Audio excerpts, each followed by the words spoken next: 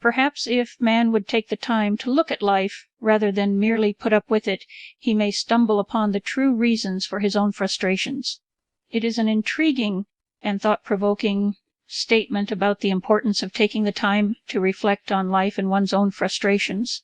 The mention of a new book on hypnosis and a true story of reincarnation adds an interesting context to the quote and suggests that the book may explore themes of self-discovery and the human experience.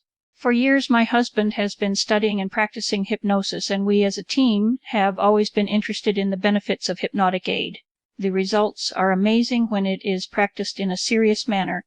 5 weeks ago, we released a book entitled Search for a Princess. It is a true story of reincarnation that happened to me personally. Under hypnosis, I was age regressed back to the year 1730 to 1749, and I spoke of another life that my soul had lived. In the courts of King Louis XV of France, I experienced a fascinating and astounding past life. Every statement made was authenticated and proven. Furthermore, it is widely acknowledged that all souls will experience multiple lives.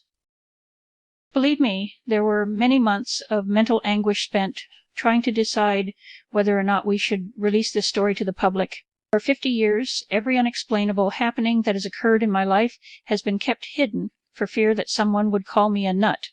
And now, through hypnosis, I have become aware that there is meaning to everything we feel or dream because it does, in fact, pertain to our past lives. No longer am I afraid of the repercussions of stating my findings and how I truly feel. Under hypnosis, as I explained in my first book, I was taken to a time 5 years after my death as a girl living in France, and this soul explained living and dying. She explained how the soul works and the purpose for our living here on earth, and subsequently has transformed my whole way of living into something of meaning and beauty. For those of you who refuse to accept your impending life after death, go no further, because there is nothing of value here. For those of you who have experienced a psychic happening, or those of you who are in fact interested, and agree to keep an open mind, keep tabs on this perhaps channel, and all of your baffling questions will be answered to the best of our ability. My husband and I have been doing numerous open-line talk shows about the subject, and the response from you, the listener, has been tremendous. Here in Sudbury alone, we did 2 open-line shows with Michael Hopkins, and we received 104 telephone calls from people who were genuinely interested and have experienced these psychic phenomena. These people prompted us to write our column to try and explain the reasons for these happenings. Our answers may not be authoritative, as we do not claim to know all the answers. No one does.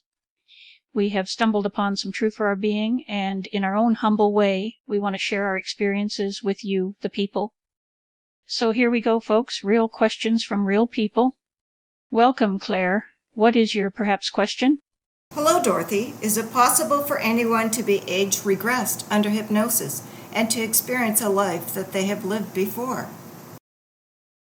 Certainly, but if you are truly interested in attempting hypnosis and in reincarnation for your own self, be prepared for the shock of understanding God's laws and the true understanding of life here on earth. If you are not prepared to accept these laws, do not experiment. Next up, we have Frank. What is your perhaps question? Why, hi, Dorothy. I just want to start off by saying I'm a big fan of the Rainbows. In your open line show, you talk about people relating their own true feelings about life. Then why is it that my neighbor is unemployed and is quite contented to remain that way, showing a definite lack of concern for his family and his future, while I do 2 jobs and can't seem to make ends meet? What's up with that? Your friend, who seems to be living the life of Riley, might be fooling you, Frank, but in his next life he will be paying off the karmic debt that his soul has made for itself in this life. Each owl inhabits the body of a newborn child, and each soul has before in other bodies on this earth and has accumulated what is known as karmic debt. This karmic debt is the wrongdoings of the soul while it was inhabiting the previous body. The aim of every soul is to find the final resting place, where the soul is free from all sin and wrongdoings. From here on in, we shall call this resting place the plane of tranquility. It may take many lifetimes here on earth to enable the soul to free itself from this karmic debt, but eventually it will be done. In your case, Frank, your neighbor may be only playing a game with life, and the fact that he does not care for his family's well-being is another debt that his own soul has incurred, and this extra debt must be paid off before his soul rests on the plane of tranquility. It may take his lazy soul numerous lifetimes of reliving here on earth to pay off all of his debts, while yourself, who is truly working hard for your family, will need less lifetimes to pay off yours. Be contented and always try your very best, and you will find peace. Mainly, don't envy your neighbor, for all that glitters is not gold.